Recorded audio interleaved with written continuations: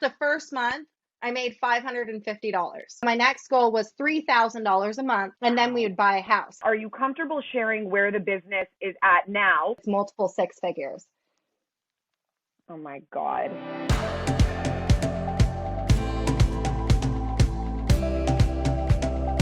Welcome to my channel. I'm so glad that you're all here today. My name is Orly and this is the DIY Designer. Normally I do DIY fashion and home decor and styling videos. Today is totally different. Today is all about how you guys can start a successful business on the side. We are talking about how to make a six-figure business with a Cricut. This was the most eye-opening video to put together. I could not believe it. I interviewed two women. These women are totally different from each other. They have started completely different businesses. They use their Cricut in totally opposite ways. One uses it in a way I didn't even know was physically possible. They market it entirely different. They sell in totally different locations. But the one thing that remains with both of them is that one machine started it all. I'm so excited that this video is sponsored by Cricut. For them, it's really about sharing this information, how their product can be this very small investment into something that can grow really huge. So I'm super stoked. Let's get started with Ashley. I got my first Cricut 2013. My daughter's birthday was in January of 2013. I was hand tracing things that I wanted to cut out to make for her party decorations. And my aunt was the one who was like, "Oh, I have this machine. I'll buy you one and it'll help you." Did it start as something that was really just for your personal life and kind of up the quality of the projects you were doing? Or did you know in the back of your mind that that could be a business?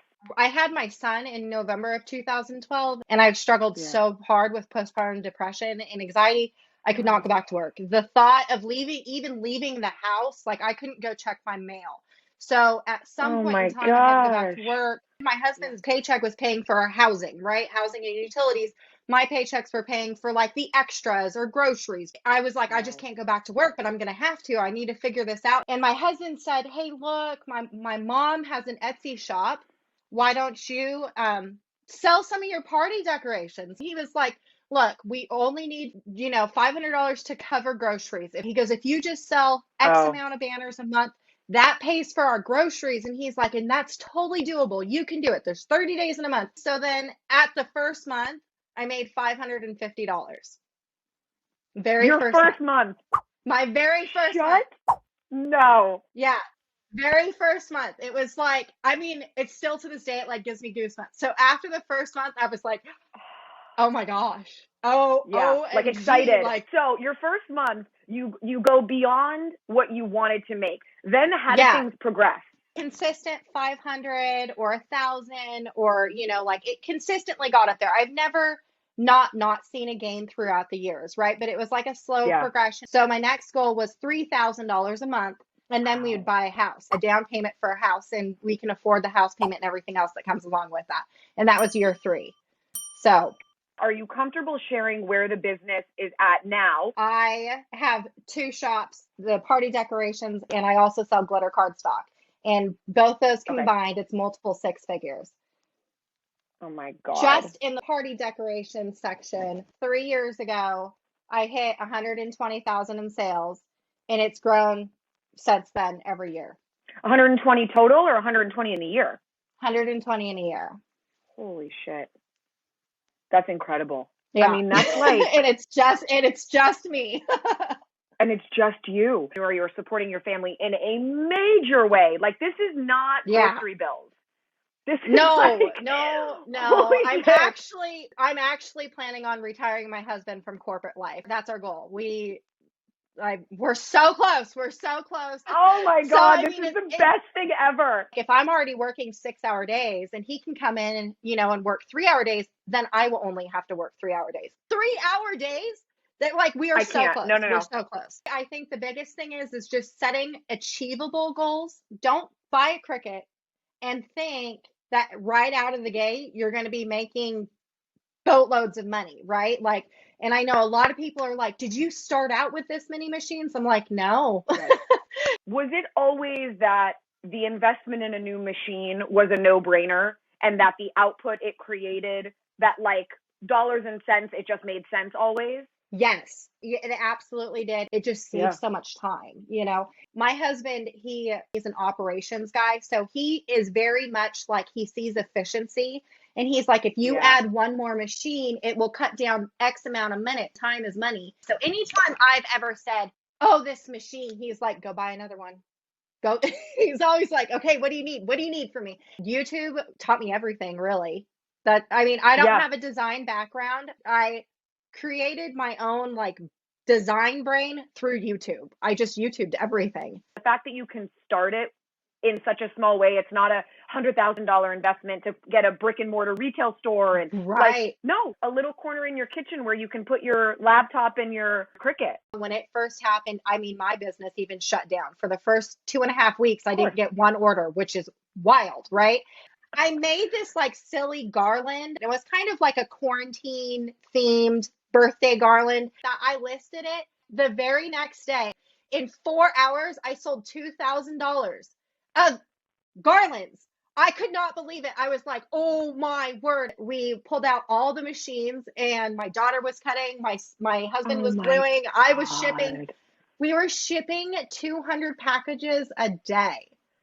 And I mean, it was just wild. You're a great example for that creative pivoting. Do you create like just a digital rendering of it and put it up, or do you produce one, shoot it in its environment? Can you list something before you've even made it? I guess is my question. So I particularly do not do that. For me, it's important to cut everything. Anything and everything you see in my shop that I post or anything else like that, I have already cut and know that it's going to be fabulous. By making it in advance, you're pricing it really accurately because you actually Correct. know the real time, not what you think might end up happening, you know? Right. A few weeks ago, I had mentioned my mental health issues and my inbox was flooded. Like, that's the reason why I got a Yeah. Cricut. You know, don't sit down Yeah. and woe is me and just fester in the negative feelings. Like, let's try and uplift, because I'm telling you, if you make a birthday banner and you are sad at the end of it, or merch that you were making, like, you know, Yeah. it's something to be proud of. You did it. My goals are bigger, right? But like at one point in time, they were a lot smaller, and I started out with just one, and it was a really tiny machine. I could not stop thinking about Ashley after this interview. She really attributed the creativity and the productivity that she was able to do with her Cricut to literally pulling her out of her postpartum depression. And now she's got, you know, a huge business, and her husband is quitting his job in the corporate world and coming to work for her. So super cool. This next one I want to show you is a really awesome girl named Tali. She started a mask business during quarantine, and she is the first person to say, like, hopefully I go out of business soon and we have no more need for masks. But she has all sorts of other plans of how she's going to pivot her business. The way she started it, her financial goals, where she sells it, all of these are completely opposite from Ashley. So this gives you a whole different perspective for those of you that want to start it as more of a side hustle and not a full-time business. Take a look. But it started out of nowhere, really. I was donating tons of masks, you know, the healthcare system, to shelters, anybody in need. And then people started to want to buy them because I started making little fun ones and putting them on my Instagram. And then it kind of blew up from there. And the Cricut has been a huge part of that. You don't only use the Cricut to personalize them, which is one of the main ways you do it, but you actually use your Cricut to cut out pattern pieces and fabric as well. Like, you showed me this kick-ass top that you made. I had no idea. I don't know why. I just thought it would get like shredded up or weird. Like, I just didn't. When I got the Cricut, I didn't know what I was doing. I was a total newbie. And I was looking on YouTube and I saw like these women doing it, making like applique pieces for quilt work. But you can cut so many different materials. And sometimes, you know, the settings on the Cricut will say, like, will not have something like spandex. But if you use washi tape, it actually works. And then I write them down like, oh, if I want to use spandex, I use the washi tape setting. I get a lot of brides who will send me pieces of their dresses and things. And those I cut on a Cricut because they need to be so precise, and it's lace, and it's often you only get one chance, so you can't mess it up. Whoa. So using the Cricut for that is really helpful. I was making masks for the deaf, you know, that are clear so that they can lip read, and using the Cricut to cut that vinyl in a really specific way was so helpful. I'm not even on Etsy. I am just on Instagram. You know, I'm a school teacher first, and I thought that this was just going to be like a fun little side hustle, you know, no big deal, just me in my living room. And then it grew from there. Did you have a goal when you started, and then if you're comfortable sharing kind of where you're at now. I'm an open book here. I started because I was just donating. And I realized that in order to keep donating at the scale that I wanted and to even grow it, I would need to start selling, because I wanted to do one-for-one donations, making enough money so that I could subsidize the cost of making the masks to donate. It wasn't actually to make any profit. And then it just snowballed. Just over a year out, obviously, when the pandemic started. Revenue above, 30K, and that's just me doing it in addition to my other job while I'm in grad school. It's not, if I did it full time, I probably could make more than I could as a public school teacher, but I love what I do. So mine is just word of mouth. I don't even sell through Instagram, by the way. Like, I don't have, you can't just buy, people just private message me. See, that's another thing. It's not actually until you said it again just now that I really realized, the low barrier to entrance, right? It's not okay, well, sure, you only need the Cricut, but then you got to, set up a Shopify page and have, credit card processing and, no. It could be a DM in Venmo. People just DM me. I send them my Venmo or my Cash App. I say here. And then once I get it, their order ships. Such a low-level social media person. I never, ever engaged in social media before this business. I'm still not that good at it. I'm not like you. And I don't have that many followers, but still I was able to make, 30K in less than a year just off of a Cricut. In less than a year in your first year? In my first year. It does seem so intimidating, and I thought it was going to be this big money pit too, and it's really not. It can be a one-time investment that you can grow a business off of. One of the things that also surprised me was that you can really grow with Cricut just in the digital format. So if you go online, just on Etsy alone, you can buy SVGs, just for $1, and it's, like Shanae, she has this income it's constantly going.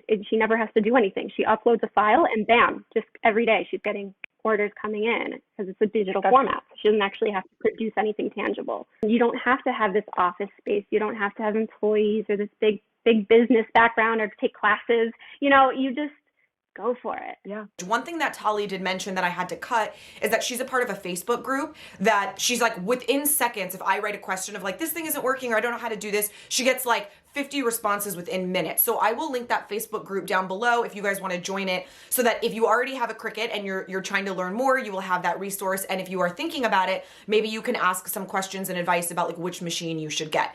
Now, this is the biggest takeaway that I want to impart on all of you.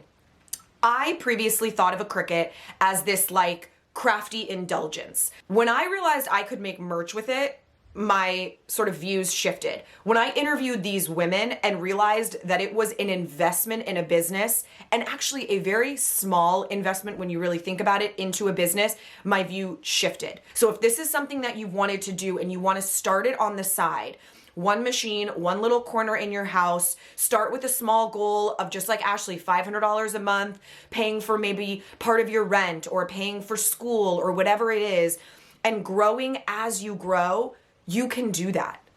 You can absolutely do that, and you can build a legitimate business. It just changed the way I looked at it completely. And so I really wanted to share this with you guys, because now more than ever, we've realized the need to take things into our own hands. Our jobs can go away like that. So the one thing that you really want is a company that you can do on your own completely. I hope that this video was helpful. If you guys have any questions, comment them down below. I will share them with Ashley and Tali and see if they can come in and answer some of the comments within the comment section, because they were both so giving and generous with their time, and they're doing such cool things. So thank you for being here for this video. I really appreciate you guys watching it. I hope it was helpful. If you know of a friend who's thought about starting this, please share it with them. Maybe post it on your social. If you are part of a Cricut group, please share this video there so that maybe other people can see all the different ways that people are creating and building their businesses and using their Cricut.